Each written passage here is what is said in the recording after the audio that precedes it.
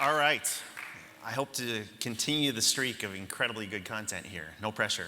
I'm Josh Corman. I'm wearing a couple hats. When Dale first reached out after my CISA service to offer this talk, I was licking my wounds from public service. It's hard to put a hacker philosopher in the federal government.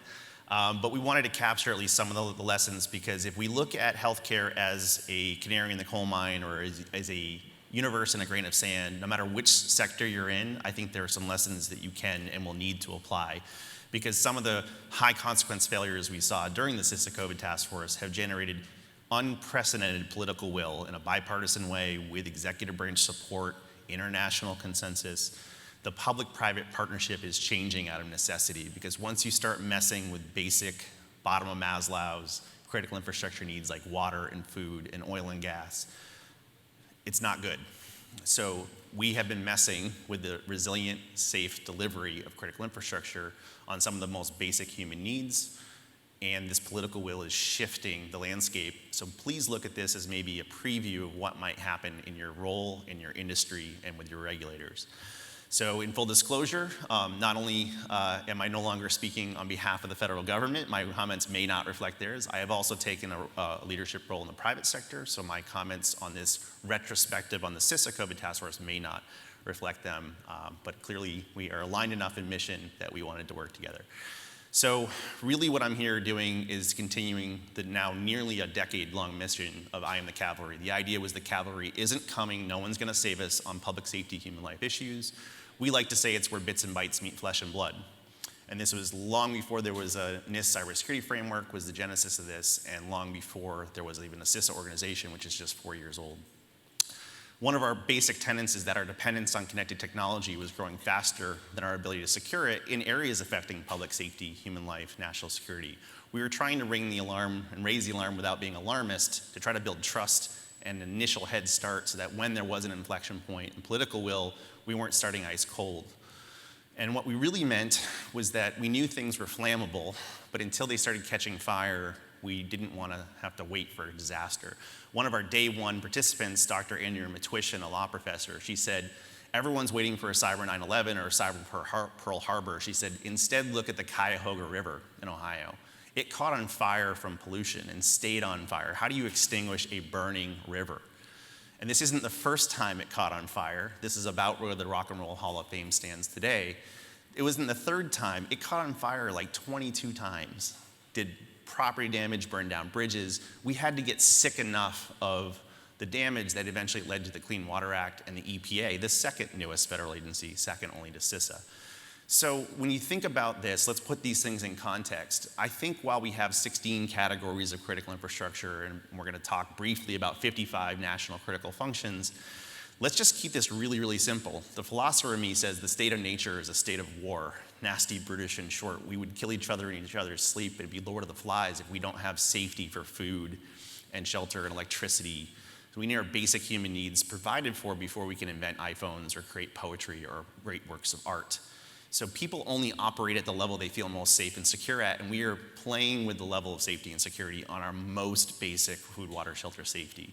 So while I went into CISA ostensibly to protect hospitals and the vaccine supply chains during a global pandemic, during my time there, think about the type of hyperconnectivity consequences we've had in cyber.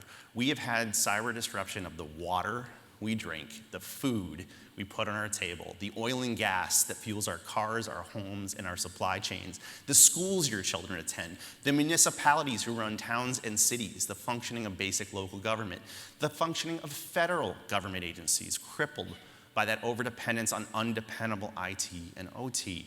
And what really broke my heart in this cavalry mission is the timely access to patient care during a pandemic with now proven mortal consequences.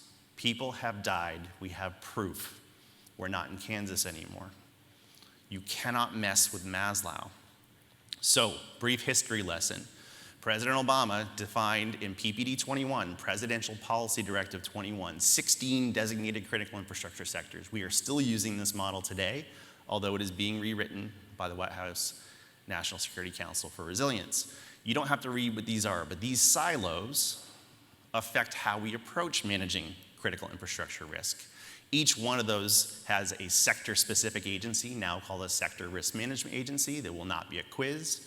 Sometimes they share, but each one of them tends to be kind of territorial, just like any org chart. Why are you in my lane? Stay out of my lane. There was a time before CISA, but each of these sector-specific agencies manages risk in their public-private partnerships. So if you don't know what that cliche means, it generally says that there's a government half of the trust relationship, called the public sector one, or government courting counsel, and a sector courting counsel that speaks on behalf of private interests, right? We want private interests to drive fiduciary value for your shareholders. We want public interest to think about the whole country, right? So there's going to be tension in that public-private partnership, and there should be. So each of those silos has a combo of those. Eventually, about 4+ years ago, CISA was born out of MPPD. And CISA was part of the idea to solve a few problems. One of them is each of those agencies was competing with each other to recruit and train and maintain and retain cybersecurity talent. Number two is you cannot manage risk at a sector level. You can't. In healthcare and public health alone, you have mortuaries and Merck and Pfizer pharmaceuticals. You have small, medium, rural hospitals and huge hospital networks. You have tiny little innovators and medical device makers. It's just too diffuse and too diverse to really properly manage risk. So let's punctuate how the other half of CISA was brought to bear. The concept of national critical functions, you don't have to read all of these, we're just going to walk you through one of them, is that an atomic boundary of risk might be a service, like when you turn on the faucet, does clean water come out? When you flip a light switch, does electricity come out? Can you get timely access to patient care, which is provide medical care? So that discrete function, you can manage the risk and service availability on each of those. I don't love all 55. I don't think all 55 are created equal. I'm going to constructively propose an alternative a little bit later. But ostensibly, this is owned by Healthcare and Public Health Public-Private Partnership, which is HHS and their private sector counterparts. So we didn't always have a CISA. You could almost argue that the cavalry was trying to fill the vacuum of a cyber-physical systems voice. So we published things to build trust, like the Hippocratic Oath for connected medical devices, to try to say that if you're connected to the internet, all systems fail, be ready for failure. We also had to learn empathy and learn the industry. And we learned from doctors and physicians that they're not worried about, just like Dale said, they're not worried about hacking. They're worried about adding delays affects mortality rates. And a seminal piece of work in the New England Journal of Medicine showed that a 4.4 minute longer ambulance ride during a US marathon had a measurable statistical significant impact on mortality rates for heart attacks. So 4.4 minutes could be the difference between life and death for a heart attack. So we know delays affect mortality rates. Part of that trust we built got me named to a congressional task force on healthcare as part of the CISA 2015 law. We did it in 2016, published in 2017 on Mother's Day weekend, a couple days beforehand. As Congress was reading the report, we said healthcare industry cybersecurity is in critical condition, partly because in the 7,000 hospitals in this country, 85% don't have a single cybersecurity person on staff and have no intention of adding one. So we said it's pretty bad, we said it's pretty risky, and they said, you know, we can't afford it. We don't have any money. We're not gonna spend a penny on cybersecurity. And I said, if you can't afford to protect it, you can't afford to connect it. With great connectivity comes great responsibility. And they laughed at us and they said, look, until people start dying, if you gave us another $5 million, we're gonna hire more nurses and buy more equipment. It's the 3 S's, supplies, staff, and space. I'm like, okay. So we did what any good hackers would do, and we started killing people. Not for real, but in ER hacking simulations. And we started the CyberMed Summit. We found 2 hackers that grew up going to DEF CON, went to med school, were board certified physicians. And we said, let's take actual hacking of medical equipment and put it in the context of actual clinical care. So we did medical device simulations in the ER where an unsuspecting doctor had to treat the symptoms and decide if they could save the patient or save life. We did 3 in the first year. All the patients coded. None of them were prepared. There was an implicit trust in the technology. ABC Nightline covered it. We've since turned it into a C3, and now we've added OR and other forms of tabletop crisis simulations and whatnot. But then came the pandemic. So we knew that we had seams and cracks. We knew that we were underinvested. We knew that we were underprepared. But the pandemic made things much, much worse. Now, some of the slides you're going to see that make fun of me, my friend Ben did it, so if you like the graphics, congratulate Ben. But there's going to be really 2 pieces here. When the pandemic struck, the RSA conference, I think Bryson's around here somewhere. If you remember the famous talk that Bryson and Chris Krebs did with the matching red pants, I was talking to Mr. Red Pants himself in the sandbox as everyone was clearing out of town. I said, if this goes full-blown pandemic, I suspect, I hope I'm wrong, but I suspect that there's going to be a greater volume and variety of ransom attacks on hospitals. The nation's hospitals are not prepared, and if you want to give fit-for-purpose advice, give me a call. I'll tell your team anything they want to know. And he's like, maybe I'll take you up on that, but I hope you're wrong. So we went home, got a call a couple weeks later. He's like, I'm like, hey, you ready for that briefing? He said, no, I have a different idea. Why don't you come in and serve your country for a year? I'm like, uh-oh. But it was a walk the talk kind of a moment. So I came in and I had really two missions. So I was the chief strategist for what became the CISA COVID task force, putting, like I said, a hacker philosopher in a big government bureaucracy. But we had to secure the vaccine supply chains for the operation initially known as Operation Warp Speed, and we had to keep hospitals running to keep people alive as best we could. So I want to take you through two examples of how multidisciplinary, multi-sector fusion center like a JSOC was absolutely critical, and why the government's not currently poised to repeat this success. But we knew there were 7 vaccine candidates getting unprecedented levels of money and funding and government support on the high side and on the civilian side. They had 23 supporting actors. On day 1, I was giving them a list of 1,000 suppliers. We didn't know how important they were, like, can you figure it out? I said, well, I know Merck and Pfizer have really good world-class teams. What are the ball bearings? What are the weak, unguarded links in the supply chain that if you disrupt them, everybody's dead? And they had no idea what I was talking about, but if you're a fan of SBOM, I had to study World War II and post-World War II supply chain logistics, and ball bearings is a fantastic story for a different day. But very quickly, my team found 66 critical, unguarded, target-rich, cyber-poor links in the supply chain that, if disrupted, could lead to a lot more harm and loss of human life. And we had a bunch of criterion, but the 3 that mattered most is how consequential is this particular player in a particular mission they support. Number 2, just graph theory. How many dependents are there? How many people depend on this one company or this one class of company? And then scarcity. Is there an abundant supply with abundant alternative platforms, or is it a single source supplier with no alternatives? And we had a few of those. You could sneeze on them, you'd have a lot of dead people. The most important, number 1 on my list, had 3 IT people, 0 security people. You could sneeze on them. They were Oliver Shodan. No default passwords, of course, no hard-coded passwords. Of course not, but we had to meet them where they are and identify and buy down risk for the level of maturity they were at. So the importance and the consequence of failure would have been very severe, but their readiness to handle even accidents and adversaries was very poor.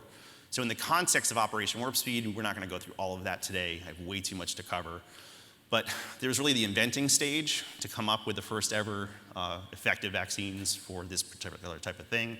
During the scaled production and fill and finish, it was a completely different kind of operational resilience model where DDoS or ransomware could be catastrophic even without malicious intent. And the last one was fighting physics. It was keeping cold things impossibly cold. When we finally had Pfizer cross the finish line for emergency authorized use, we found out it had to be ultra cold, and we didn't have enough ultra cold refrigeration in the country. We had to turn to dry ice. We didn't have enough dry ice in the country. And the one we didn't really factor enough in hindsight was getting people to trust taking it. So our uptake was really threatened by misdis and malinformation. This is an eye chart. It's called a Wordley map. We're not going to go through it in great detail, but just understand there's a value flow for dependencies. And if you look up top, we want to keep citizens alive. We had to distribute the vaccines. We had to keep things cold. A national treasure of Kendra Martin, like I said to her on her first day, you have to keep things impossibly cold or we're going to lose 1/3 to 2/3 of the first batch of Pfizer. And old people are dying. We've got to keep our loved ones alive. It said no pressure. So it turns out you either need ultra-cold refrigeration, which we didn't have enough of, or dry ice. Well, dry ice sublimates across space and time. I had to dig into my 8th grade physics lessons. So people said, oh, let's just fly it around the country. Guess what? It sublimates faster at altitude. So we really had to look at this on a geographic time-space map. So we had to produce it close to where you needed it. Well, how do you produce it? You need CO2. Well, how do you get CO2? Well, it's a pretty easy thing to get, but most of our supply comes from petroleum enrichment for gasoline. And at that point, nobody was driving.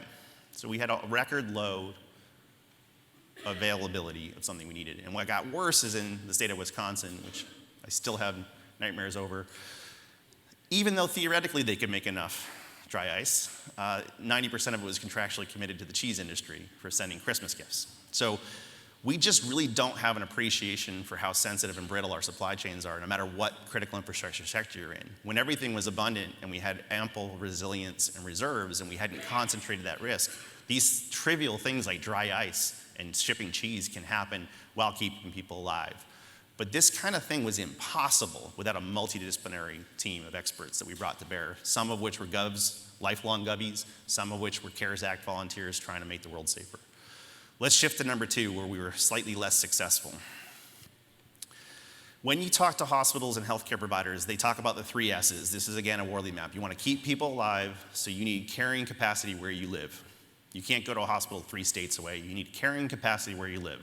They will always talk about the 3 S's: space, supplies, and staff. So if you have 100 beds, you do not have 100 bed capacity. If you only have 80 staffed beds, you don't have an 80 bed capacity if you only have enough supplies for 60 of those 80 staff beds. So when you want to give them more money, they're trying to solve for which of the 3 S's are the constraint. And this is their good faith and earnest belief model. During the pandemic, each of them had record high strains. Some of those strains caused strains on the other, like the lack of PPE and personal protective equipment, hurt the staffing levels. Supply chains disrupted other things. So this was pretty hard, and we wrote a lot about it during our CISA report. But I wanted to enhance the model because we'll show some hard data science in a second. But it wasn't just that people were dying, and it wasn't just that older people were dying, and they weren't just dying from COVID. At the 1-year mark of the pandemic, when the country had lost 500,000 Americans, 500,000, to COVID, what no one was talking about is we had lost 150,000 additional Americans to what's called excess deaths from non-COVID conditions. And unlike COVID, these were the fastest growing demographic were 25 to 44-year-olds. And because of the empathy we had built in I Am The Cavalry, we knew that delays for time-sensitive conditions increase mortality rates. Minutes for heart, brain, hours for brain, days for pulmonary. So it's not just keeping people alive, but thinking about the most latency-sensitive patients and ensuring that they get timely access to care. Because while most of the country in the news cycle was focused on COVID, we were losing critical infrastructure age workforce. Water and wastewater chemical engineers, longshoremen in the Port of LA, people to keep the trains running safely. And some of our cascading failures in the supply chain were due to us losing to sickness, death, injury, burnout, retirement, and alterations to their family support structure, the nation's critical infrastructure workforce. The second and really important thing for this room, because we do not contextualize the cyber risk that we talk about, it's med tech. So while we talk about the 3 S's, the hidden S is medical technology, because a nurse in a natal intensive care unit in 1990 could handle safely about 3 babies. They had to go baby to baby to baby. Armed with modern technology, they can now handle 12, 15, 18 concurrently. So it's a force multiplier of staff. And the unavailability of that technology undermines that force multiplier. So a ransom of the equipment they depend upon hurts your carrying capacity and people die. So we don't have to have a smoking gun of this packet killed this person. We know delayed integrated care affects mortality rates, and ransom attacks, the unavailability of that equipment affects those delays sufficient to drive excess deaths. This is what happened on the front page of the Wall Street Journal on October 1st, 2021. It's a lawsuit from a ransomware in 2019. This is not the baby, but a baby lost their life after a painful delivery. The hospital had been ransomed, the equipment was compromised, they admitted patients anyhow, and ultimately in some text messages between physicians, they said that if their tech had been working, they would not have lost this baby.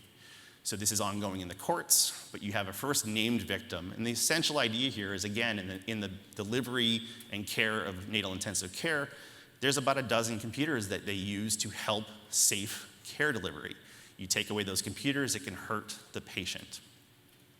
On the very same day, my team published the first statistical proof of loss of life. This is an excerpt from a subsequent report we did in the CDC Morbidity and Mortality Weekly Report, their data science journal.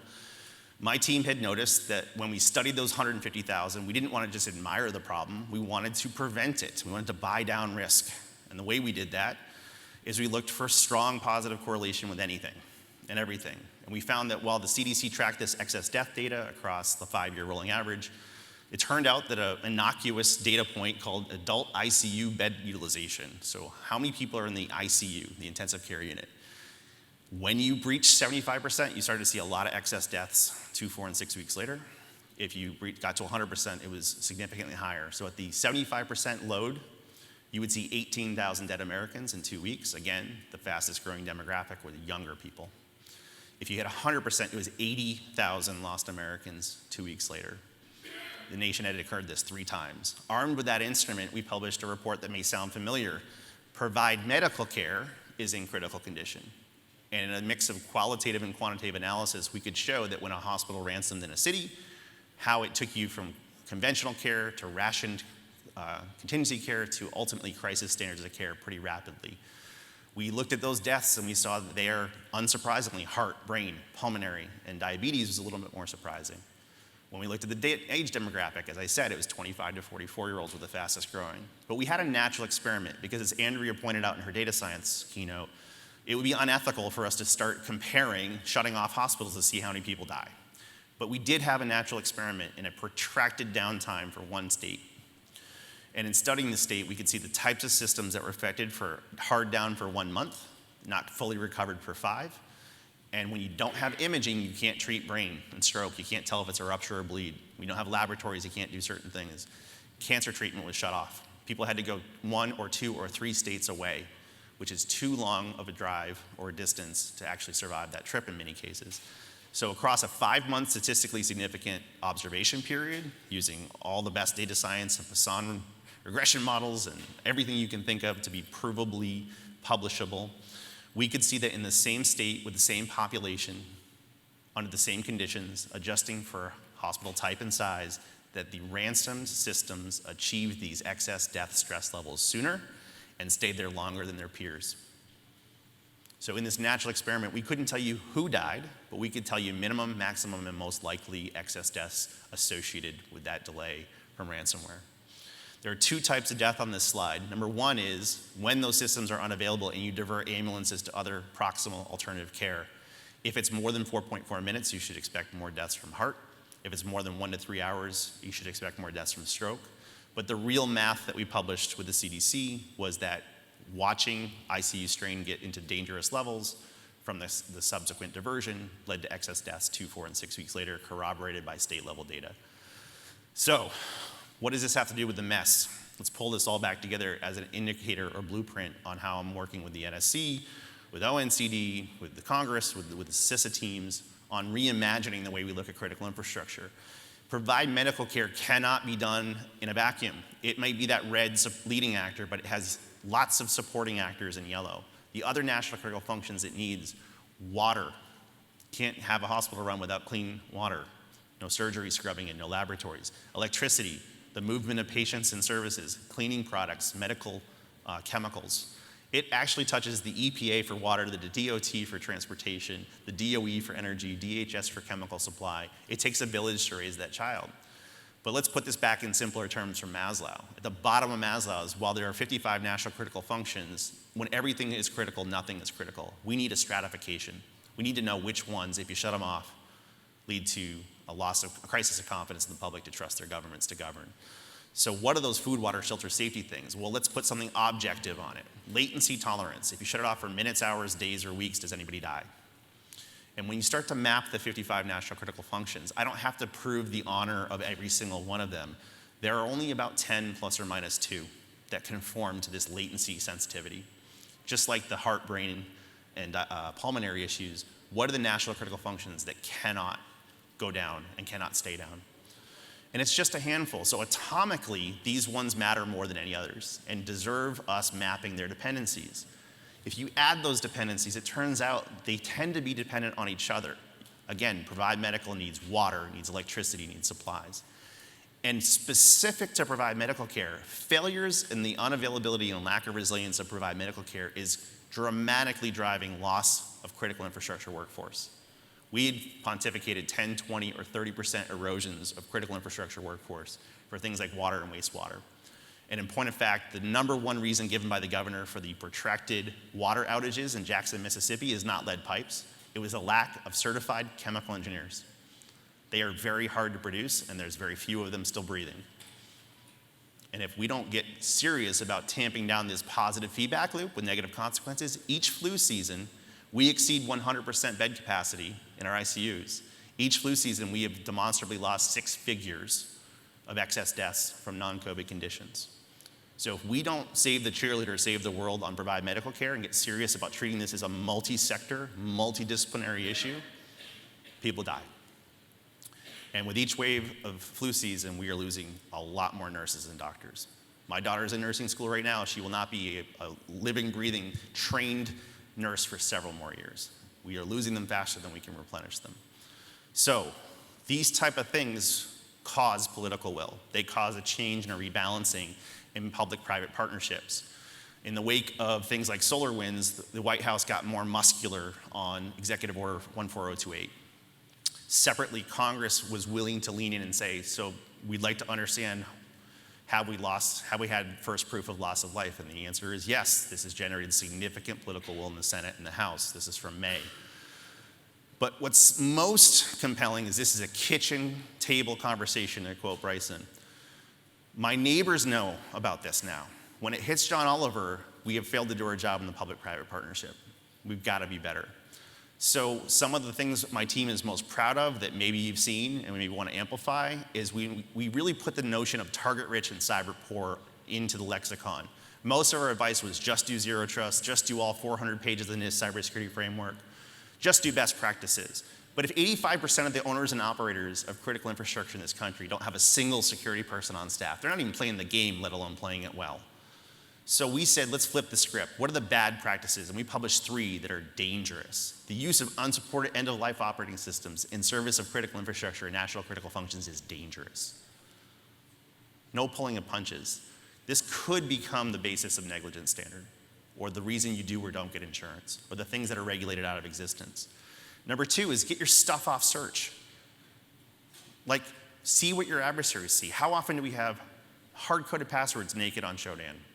So this was a way to enumerate your attack surface, reduce your attack surface, maybe harden the stuff you still need, and get onto the free cyber hygiene scanning service. Well, okay, then you get overwhelmed by all these CVEs, but we already know if you want to measure efficacy, like we were called on today by Dale, less than 3% of CVEs ever get exploited. But maybe you should care about the ones that have been exploited. So we got them to finally publish the KEV, the known exploited vulnerabilities list. So what you're starting to see is, what does negligence look like? What is the minimum table stakes to be an owner and operator? And it's things like, get your stuff off search, avoid the bad practices, fix at least the KEV list. And then subsequent to our departure, the White House had given them a directive to publish the cyber performance goals. This is not performance goals. A performance is a number, and the goals are SMART.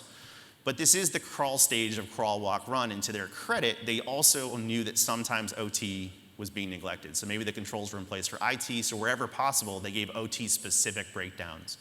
So CISA has created this baseline of a subset of the NIST cybersecurity controls. And while not performance goals, this might get people from my negligence standard maybe to the crawl stage and then walk and run. And also, I can't give a talk without talking about SBOM, but transparency's been coming for about a decade. SBOM has been coming for about a decade. And while it's been in the executive order, and while it's unclear how OMB is going to execute that with the rest of the federal government through June, SBOM has been a long time coming, very overdue. What a great animation. I should probably marry the person that made that. Oh, I did. So the idea is we're all in a supply chain. Most of us are in the middle. And we should probably know that when there's a next log4j, am I affected, where am I affected? Because this information is available, and as we make it more available, it becomes a roadmap for the defenders. But even though it's unclear how the executive order is going to pan out, it is now law of the land. The Patch Act, which I think I worked on for 2 weeks short of 9 years, start to finish, gave the FDA explicit authorities to demand basic seatbelt laws for minimum hygiene standards for medical devices, including SBOM. So SBOM's happening, at least in medical devices, and hopefully shortly to follow. The White House is going to put out, maybe in a week or 2 or 3, their national cybersecurity strategy. It is essentially acknowledging that free market forces can only take you so far, and it's time to lean in. Warner's doing some more on healthcare. Other industries are coming next. There is bipartisan support and political will. There is executive branch will. This is the problem space, guys. We have to show how the unavailability of hyperconnected technology can affect clinical operations or critical infrastructure operations, and it needs you. So your mission, your charge, is not to study all these things like I have, but it's to understand the bottom line here is do not mess with Maslow. If you're in an industry that does this, we need your help because safety critical infrastructure has to be stratified, and it's going to be 10 plus or minus 2 things. The most critical ones are inherently multi-sector, and therefore the public-private partnerships in the silos can't do it alone. This necessitates that we embrace CISA, and that CISA is embraced by its peers. So whether they are willing and able to do it, we have to figure that out, but lastly, we can help them. So you know your space, you know what things are dependent upon. Our best practices are good enough, isn't people die. It takes strong-willed people like Semmelweis, like Freireich, like the equality movement. We could be the 4th movement of reducing how many people need to die. So I hope you have the courage to do so. The stuff's on fire. The cavalry isn't coming. It falls to you. The good news is there's recognition. The bad news is there's lots of work to do. I look forward to doing that work with you. Thank you.